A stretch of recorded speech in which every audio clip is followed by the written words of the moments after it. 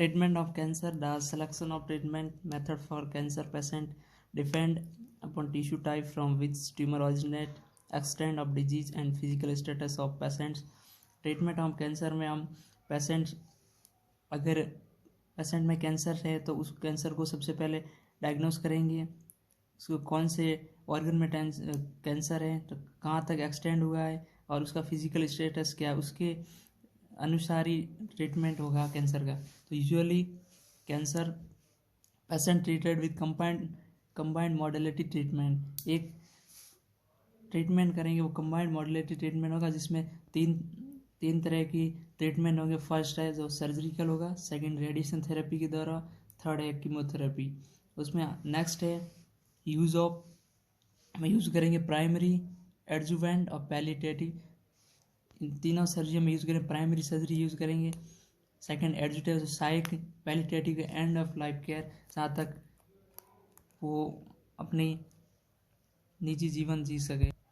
Surgery में सबसे पहला डायग्नोस्टिक सर्जरी पैप स्मीयर ये कन्फर्मेटिव नहीं है, ओनली डायग्नोस्टिक है। और सेकंड बायोप्सी करेंगे, कन्फर्मेटिव बायोप्सी से होती है। और थर्ड है फाइन नीडल एस्पायरेशन साइटोलॉजी, जिसमें सेल का फ्लूइड निकालते हैं, उसके बारे में एग्जामिनेशन करते हैं। नेक्स्ट है क्यूरेटिव सर्जरी में सबसे पहले प्राइमरी ट्यूमर सर्जरी किस ऑर्गन में सबसे पहले ट्यूमर ओरिजिनेट हुआ है उनकी सर्जरी करेंगे और वहाँ से उस जो भी कैंसरस सेल्स हैं उनको रिमूव कर देंगे। नेक्स्ट है रिकरेंट ट्यूमर सर्जरी, यानी रिकरेंट ट्यूमर सर्जरी में अगर प्राइमरी ट्यूमर के नियर वही अगर उसी जगह पे बार बार ट्यूमर हो रहा है तो उसको रिमूव करेंगे, उसको बोलेंगे रिकरेंट ट्यूमर सर्जरी। थर्ड है मेटास्टैटिक ट्यूमर सर्जरी, जहाँ पर मेटास्टेसिस यानी टारगेट ऑर्गन सेकंड ऑर्गन में जाके कहीं भी सेकंड ऑर्गन अफेक्ट हुआ और वहाँ पर कैंसर कंडीशन हुई है तो उसको मेटास्टेटिक बोलेंगे। मेटास्टेटिक कंडीशन रिकरेंस के चांस सबसे ज़्यादा होते हैं। नेक्स्ट है प्रिवेंटिव सर्जरी, उसमें प्रोफाइलैक्टिक सर्जरी देते हैं। प्रोफाइलैक्टिक जहाँ तक हम बचाव कर सकें, कोई भी कैंसर से प्री कंडीशन हम प्री डिस्पोजिंग फैक्टर या उनको भी रिमूव कर सकते हैं, जहाँ तक बचाव कर सकते हैं। नेक्स्ट है लास्ट ऑफ पैलिएटिव सर्जरी, उसमें एंड ऑफ लाइफ केयर देते हैं, उसमें पेशेंट्स की लाइफ क्वालिटी को इम्प्रूव करेंगे और उनके सिम्टम रिड्यूस करेंगे लाइक एयर ऑब्स्ट्रक्शन और pain. Palliative end of life care देंगे जहाँ तक पेशेंट और अपनी जहाँ तक अच्छी से अच्छी क्वालिटी ऑफ लाइफ जी सके। रेडिएशन थेरेपी में हम हायर एनर्जेटिक रेडिएशन रेज हैं वो उनको एडमिनिस्ट्रेट करेंगे, तो बस ट्यूमर सेल्स है उनकी ग्रोथ को इंटरप्ट करेंगे। तो उसमें हम direct action by damaging DNA and produce effect of therapy, यानी कि हमारे सेल्स के अंदर न्यूक्लियस में डीएनए है, उनको डायरेक्ट रेज उन डीएनए को डैमेज करेंगे, उसकी वजह से सेल्स की ग्रोथ रुक जाएगी। Direct action by damaging DNA and produce effect of therapy, और अच्छे इफेक्ट आएंगे थेरेपी के, कोई साइड इफेक्ट बहुत ही कम आएंगे। अगर सेकंड बात करें तो indirect action by decomposing of body water and produce side effect. अगर नेक्स्ट बात करेंगे, अगर कोई भी पोजीशन अगर पेशेंट को दी है तो उस पोजीशन में उसको स्टेबल रहना है। अगर मान लो उसने पोजीशन थोड़ी भी चेंज कर दी तो फिक्स टारगेट जहाँ पे ऑर्गन है वहाँ पर रेडिएशन गिरनी चाहिए, वहाँ न गिरने की बजाय नियर सेल्स है उस पर अगर गिर जाए तो नॉन लीथल म्यूटेशन होगा। उसमें इनडायरेक्ट रेडिएशन जो डीएनए को डैमेज कर देगी, उसकी वजह से कार्सिनोजेंस फैक्टर डेवलप होंगे और कार्सिनोजेनेसिस हो सकता है। अब रेडिएशन थेरेपी कितने टाइप्स होते हैं, तो टाइप्स में मेनली 2 टाइप्स होते हैं, जिसे first external beam radiation therapy EBRT या टेलीथेरेपी बोलते हैं। Second internal beam radiation therapy IBRT या ब्रैकीथेरेपी बोलते हैं। तो सबसे पहले बात करते हैं एक्सटर्नल बीम रेडिएशन थेरेपी। उसमें क्या करते हैं, administration of higher energetic ionizing radiation rays from long duration. इसमें रेडिएशंस जो हम एक्सपोजर करवाएंगे या टारगेट ऑर्गन उस पर इंटरप्ट करवाएंगे, सेल्स की ग्रोथ को इंटरप्ट कर देगी। शॉर्ट ड्यूरेशन नहीं, यानी ड्यूरेशन है वो ज़्यादा रखना है, लॉन्ग ड्यूरेशन रखना है। तो इसीलिए अगर टेली की बात करें, टेली थेरेपी नाम क्यों है, तो टेली यानी दूर। अगर अपन बात करें टेलीविज़न, दूरदर्शन, टेलीस्कोपी, इसी तरह टेली का मतलब होता है लॉन्ग डिस्टेंस। तो इसमें higher energetic radiation long distance है, यानी ज़्यादा लॉन्ग ड्यूरेशन नहीं, लेकिन लॉन्ग ड्यूरेशन जो टारगेट ऑर्गन है और जो रेडिएशन मशीन है उनके बीच ड्यूरेशन ज़्यादा होगी। और इसमें बात करें यूज़ ऑफ बीटाट्रॉन मशीन, उस मशीन का नाम है बीटाट्रॉन मशीन, और लीनियर एक्सीलरेटर भी बोल सकते हैं, जिसे लिनक भी कहते हैं। अब सेकंड बात करते हैं internal beam radiation therapy, IBRT या ब्रैकी थेरेपी। ब्रैकी का मतलब होता है शॉर्ट, यानी कि शॉर्ट ड्यूरेशन से देंगे या शॉर्ट डिस्टेंस से देंगे। इसमें एडमिनिस्ट्रेट करेंगे higher energetic ionizing radiation from short duration या distance use for intracavitary cancer. अगर मान लो इंट्राकैविटियल कैंसर है, सर्विक्स कैंसर है, उसमें लॉन्ग ड्यूरेशन में हम इंटरनल कैविटी में नहीं दे सकते, इसीलिए उस कैविटी के अंदर हम हाइयर एनर्जेटिक रेडिएशन को एडमिनिस्टर कराएंगे, जिसे इंट्रा कैविटियल कैंसर होगा उसमें एडमिनिस्टर होगी। इसीलिए हम शॉर्ट ड्यूरेशन होता है, इसलिए ब्रैकी थेरेपी बोलते हैं। अगर बात करें ब्रैकी थेरेपी या इंटरनल बीम रेडिएशन थेरेपी, ये 2 टाइप्स की होती है।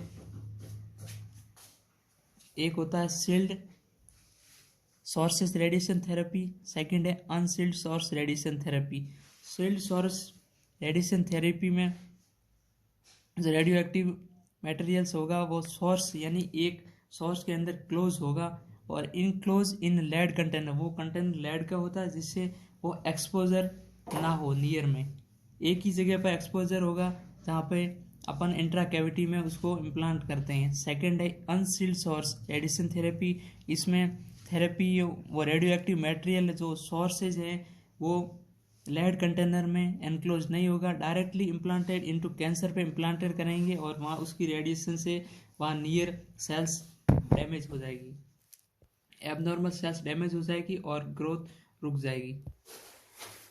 डोज ऑफ रेडिएशन थेरेपी क्या है, मतलब कितना डोज देंगे, तो अगर डोज की बात करें तो dose depend upon type of tissue, कौन सा टिश्यू है और साइज कितनी है ट्यूमर की, कौन से स्टेज में ट्यूमर है, साइड इफेक्ट है उसके, और to maximize the effect and minimize side effect. यानी कि अगर रेडिएशन थेरेपी दे रहे हैं तो डोज उतना ही दे जिससे इफेक्ट तो ज़्यादा आए लेकिन साइड इफेक्ट कम आए।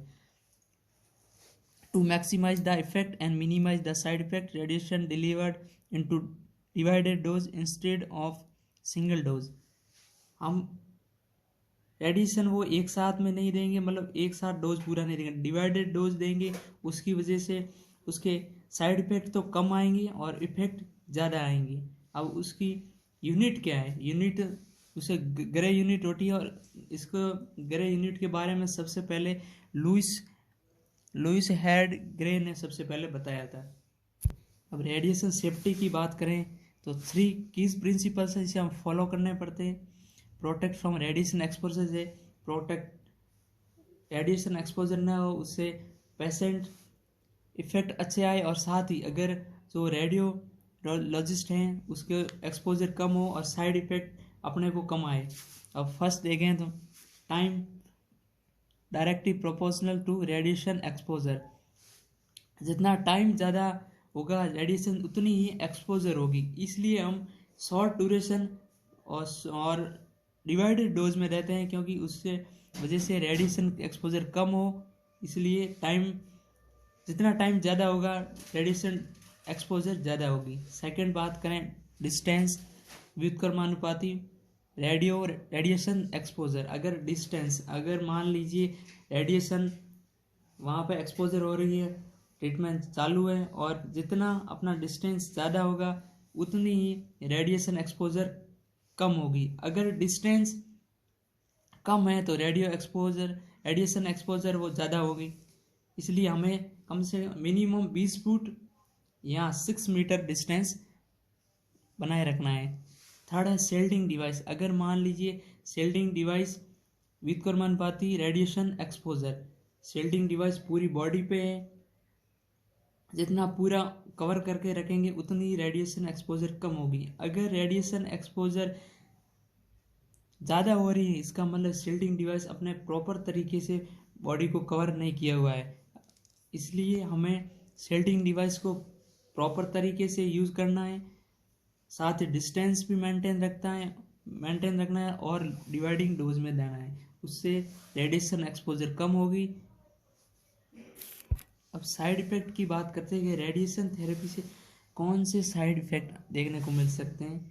सबसे पहला अगर मोस्ट कॉमन बात करें तो एनोरेक्सिया, नोजिया, वोमिटिंग, ये तो आएंगे ही। इसके सेकेंड बात करें तो headache, black colour of skin.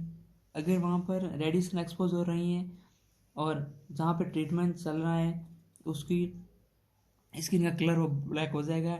Dermatitis हो सकता है, एलोपेशिया, लॉस ऑफ हेयर जिसे एलोपेशिया कहते हैं हो सकता है, एनीमिया हो सकता है, ल्यूकोपेनिया हो सकता है, थ्रोम्बोसाइटोपेनिया हो सकता है। इन तीनों को मिला के हम पैनसाइटोपेनिया कहते हैं। पैन का मतलब ऑल। इसके साथ स्टोमेटाइटिस, ओरल म्यूकोसा का इन्फ्लामेशन देखने को मिल सकता है, ग्लोसाइटिस देखने को मिल सकता है, sore throat, loss of taste, gastritis, enteritis, ulcerative colitis, diarrhoea, cystitis, bronchitis, इन ऑर्गन्स में इन्फ्लामेशन हो जाएगा। अब देखते हैं नर्सिंग केयर। रेडिएशन थेरेपी के दौरान कौन कौन से नर्सिंग केयर लेने हैं और अपने को भी ध्यान रखना है। फर्स्ट है never care more than one patient at A same time in radiation therapy room. एक ही पेशेंट को मतलब एक ही रूम में एक से ज़्यादा पेशेंट को रेडिएशन थेरेपी नहीं देनी है, उससे ज़्यादा एक्सपोजर होगी और एक्सपोजर होने वाली रेडिएशन एक दूसरे को इंटरप्ट करेगी। सेकेंड है keep maintain 20 feet distance from patient during treatment. 20 feet distance patient से बनाए रखना है, 20 फीट या 6 मीटर।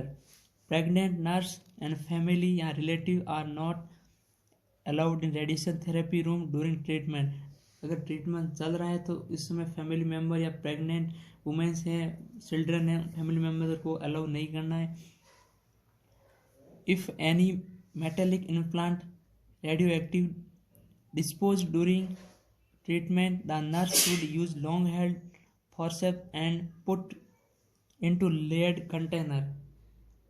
अगर ट्रीटमेंट के दौरान कोई मेटेलिक इम्प्लांट हमने ब्रैकीथेरेपी में जो सोर्स अनक्लोज सोर्स जो हमने इंट्राकैविटी में इम्प्लांट किया था, अगर वो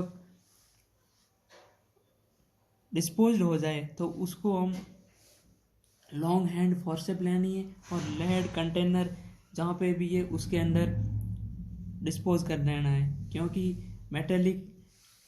मेटेलिक इम्प्लांट है वो रेडियो एक्टिव है, उसकी एक्सपोजर अपने को नुकसान कर सकती है और उसको लेड कंटेनर में रखना है, क्योंकि उससे एक्सपोजर होने वाली रेडिएशन से नुकसान हो सकता है। इसलिए लेड कंटेनर बना होता है, उससे एक्सपोजर नहीं हो। प्रोवाइड करना है psychological support to the patient को। साथ ही don't wash treatment of area. Treatment area जहाँ पे भी ट्रीटमेंट एरिया उनको वॉश नहीं करना है। Do not use cream, powder and lotion. Protect skin from friction and sun exposure. किसी भी प्रकार का फ्रिक्शन या सन एक्सपोजर में नहीं आना है और फ्रिक्शन नहीं करना है, उसकी वजह से इन्फ्लामेशन हो सकता है। यहाँ जहाँ पे वो मार्किंग हुई है, यानी कि पहले जहाँ पे भी ट्रीटमेंट करना है वहाँ अगर मान लीजिए इंटरनल ऑर्गन में करना है तो उसकी लोकेशन पता रखने के लिए बाहर जो मार्क बनाए जाते हैं एक फिक्स डिस्टेंस पे कि इसी जगह पर डायरेक्ट रेडिएशन एक्सपोजर करवानी, तो उसको हटाना नहीं है। और लास्ट में है wear a dosimeter film badge to measure radiation exposure. Radiation exposure को मीजर करने के लिए एक डोसीमीटर होता है, फिल्म बैज होता है, उसको वियर करना है। उससे हम पता लगा सकते हैं कि कहाँ तक रेडिएशन एक्सपोजर या कितनी हो रही है। तो ये सब रेडिएशन थेरेपी के बारे में था।